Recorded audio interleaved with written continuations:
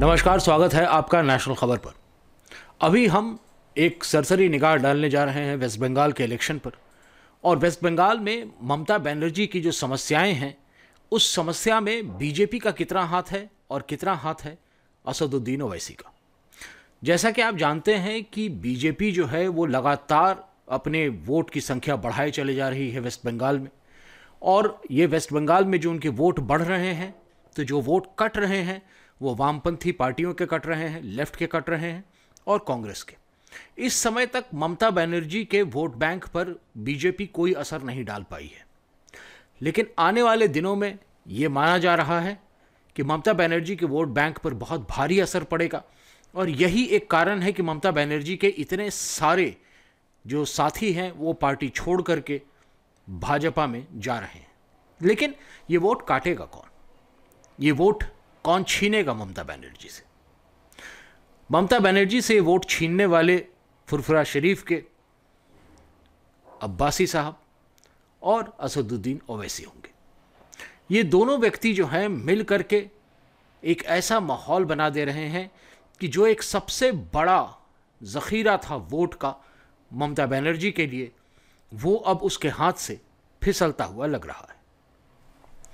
मैं इस बारे में पहले भी आपको बता चुका हूं कि किस तरह से जो है असदुद्दीन ओवैसी एक पूरे मुल्क के अंदर एक ऐसी आवाज़ बन करके आ रहे हैं जो पिछड़े तबके को, मुसलमानों को और तमाम इस तरह के जो छोटे पावर्स हैं जिनको कि इस वक्त तक आवाज़ नहीं मिल पाई है, जो हमारी जमहूरियत है उसमें, उनके लिए जो है वो आवाज़ बन करके आ रहे हैं।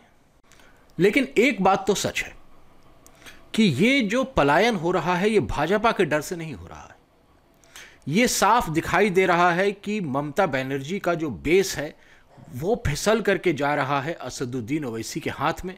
और इस वजह से ये लोग जानते हैं कि अब ममता बनर्जी की पार्टी जो है उसका बहुत लंबा कोई असर नहीं होने वाला। शायद वो इस बार सीट अपनी बचा के करके निकल जाएं कुछ एक, और ममता बनर्जी दोबारा चीफ मिनिस्टर बन जाएं, लेकिन जो उनका कद होगा वो कद बहुत छोटा हो चुका होगा। क्योंकि दक्षिण बंगाल में AIMIM का जो एक पूरा ज़ख़ीरा बनने वाला है वोट का, वो, और नॉर्थ में ख़ास तौर पे ऐसे इलाकों में जो कि बांग्लादेश बॉर्डर से दूर हैं, उन जगहों पर जो है जिस तरह बीजेपी आगे आई है, जिस तरह उसने अपने पैर पसारे हैं, ये ममता बनर्जी के लिए बहुत ही मुश्किल की बात है। लेकिन ये जो बार बार आकर के लोग बोल रहे हैं कि भाई जो ममता बनर्जी के लोग भाग रहे हैं वो बीजेपी में जा रहे हैं, जी नहीं, ममता बनर्जी के लोग जो है बीजेपी में जा जरूर रहे हैं, लेकिन भाग वो असदुद्दीन ओवैसी के चलते रहे। ये सिर्फ असदुद्दीन ओवैसी का जादू है जो जनता को ज़मीनी तौर पर दिखाई दे रहा है। पॉलिटिशियंस भी देख पा रहे हैं इस जादू को, और इसी जादू के चलते जो है ममता बनर्जी कमज़ोर हो रही हैं। अच्छी बात है, दो पार्टियां होनी चाहिए। एक ऐसी पार्टी जो पूरे हिंदुस्तान की जितनी भी गरीब तबके के लोग हैं उनकी जो है जा कर के बात करे पार्लियामेंट में, जा कर के बात करे असेंबलियों में।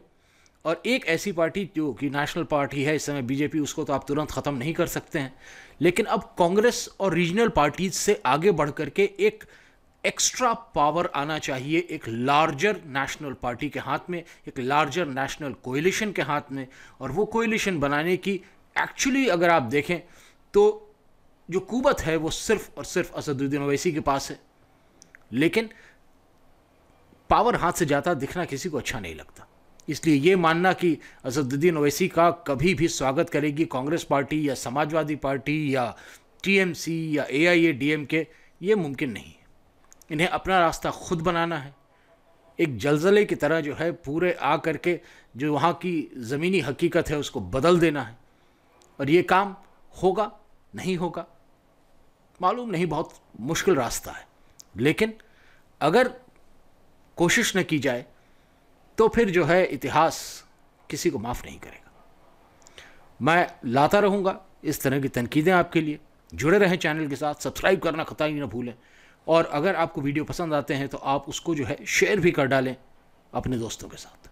धन्यवाद।